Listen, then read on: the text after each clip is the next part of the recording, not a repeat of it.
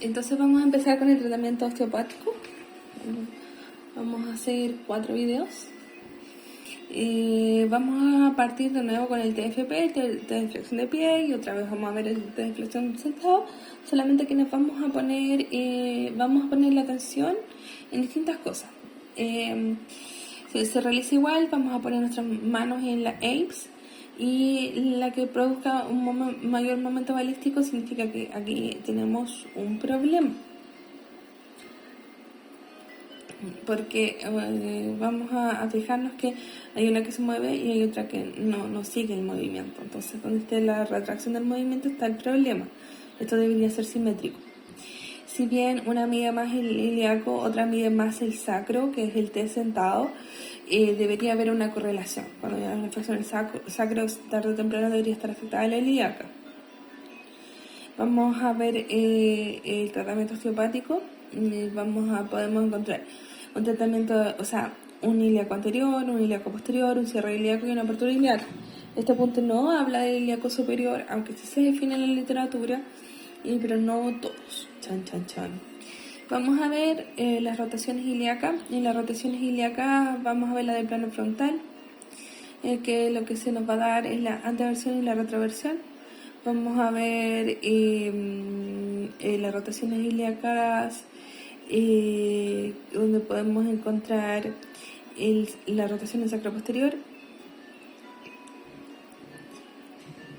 Y vamos a ver el ilíaco en un movimiento de retroversión, que es lo que hace. ¿Ok? Rotaciones ilíacas. Seguimos. Y acá vemos cómo se produce por la apertura, lo que hablábamos ayer del pinzamiento. Se produce abajo cuando se abre la pelvis, que sería cuando estamos en el parto, cuando encaja el bebé, y un bostezo superior. Y cuando hay un cierre, in-flight, que es lo que produce cuando nosotros vamos a expulsar al bebé, se produce un pinzamiento superior y un bostezo inferior. No doy más caña porque ayer igual hablamos de eso, entonces ya sería mucho redundar. Y vemos la movilidad iliofemoral en un proceso de anteversión. Entonces se produce todo acá. Pueden revisar con detalle qué pasa con cada eminencia ósea. Vemos que hay una torsión fisiológica que se va a producir en la pelvis, y esta torsión va a haber una rotación posterior del lado derecho y una rotación anterior del lado izquierdo. Y eso el sacro se va adaptando, pero estas fuerzas ascendentes, descendentes deberían permanecer móvil la pelvis, pero a veces se fija en uno de estos movimientos y ahí es donde nosotros tenemos que desfijarlo. Dale que se mueva, mami. Entonces tenemos la rotación posterior. Si el paciente se queda en una rotación posterior, ya a diferencia de la torsión de la pelvis, la rotación posterior es algo patológico, y una vez que está la rotación posterior, todas las fuerzas se van a absorber mal, esto se va a distorsionar. Entonces la fuerza ascendente, que sería la rotación del ilíaco posterior, el isquion va a avanzar, y en la fuerza descendente va a hacer que aumente la lordosis y la notación sacra. Entonces muchas veces nosotros queremos sacar al sacro de una notación, pero si nosotros no hemos arreglado bien la dinámica de fuerzas, entonces ese sacro va a seguir donde estaba.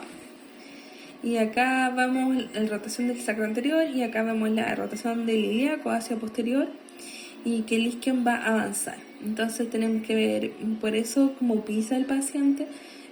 Si usted está viendo pelvis, tiene que ver la pisada, siempre tiene que arreglarle un poquito la pisada. No hay pacientes que tienen fijaciones y todo, pero si nosotros aumentamos un poquito ese rango de tobillo, alineamos un poquito la rodilla, va a hacer gran diferencia en la cadera. Después lo vamos a ver en GS, por la importancia de la alineación de la pelvis con la rótula. Pero no nos vamos a ir por las ramas. Hablando de ramas. Y vamos a ver acá en el ilíaco anterior y posterior, que son las fuerzas que van a presionar. Como está en anterior y posterior, va a haber esto va a poner una tensión, porque no está donde debería estar. ¿Dónde se produce esa tensión? Esa tensión se va a producir en la articulación sacroiliaca, la vieja confiable. Si alguien tiene un lumbago, revise, mírele, hágale cariñito a la articulación sacroiliaca. Probablemente hay un problema. Pero eso es de buenos quines. Pero de grandes quines es saber por qué se produce esa articulación, por qué se lesiona esa sacroiliaca. Porque cualquiera te puede sacar ese 15, pero hacer que no vuelva, eso no es tan fácil. Entonces va a predominar las fuerzas ascendentes. Esto va a provocar una pérdida parcial de la movilidad ¿de qué?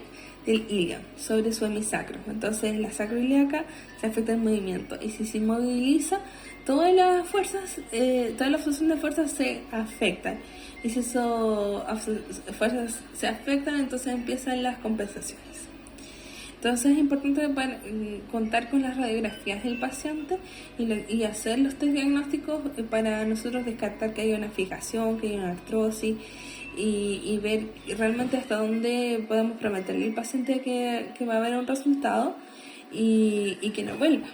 Y si nosotros tenemos una duda porque realmente hay un miembro más corto que otro, no desde lo kinésico, sino porque a una prótesis o algo, es importante trabajar con el traumatólogo. Entonces nosotros vamos a palpar, vamos a buscar la radiografía, y en las dos vamos a llegar con un diagnóstico, pero ni la radiografía ni la palpación van a dar un diagnóstico certero por sí solo.